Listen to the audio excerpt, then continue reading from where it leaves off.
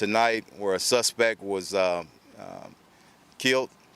I'm going to start with the chase initiated in Pasadena, and I'll just do a little timeline, and I'm going to give chiefs over here an opportunity to say something about their officers. But tonight at around midnight this morning, at 3600 block of Schaefer in the city of Pasadena, Pasadena officers initiated a traffic stop, at which time they ran the suspect. The vehicle came back stolen on a Houston case, of aggravated robbery. The suspects took off.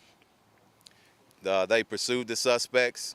Approximately at 12:15 a.m., the Pasadena officers asked for assistance in the city of Houston from HPD. We got in on the chase. It came into this area. Suspects eluded, drove around through this area for probably 15 minutes.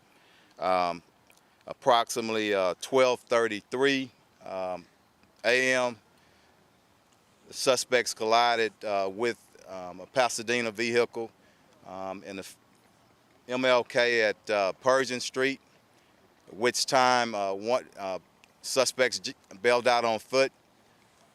Foot pursuit ensued. The officers chased the suspects. One suspect got out with a weapon, a pistol, ran into a vacant lot. We're unsure if he discharged right now, but he did have a weapon. We recovered the weapon. Two HPD officers discharged their firearms. Two Pasadena police officers discharged their firearms.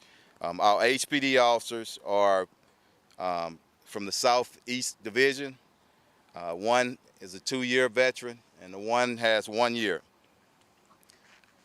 Consistent with policy, our Special Investigative Unit will take lead on the criminal part of the investigation. The District Attorney's Office, also our Internal Affairs, will work with Pasadena Internal Affairs to conduct the administrative side. As customary, the officers will be taken off and put on administrative leave.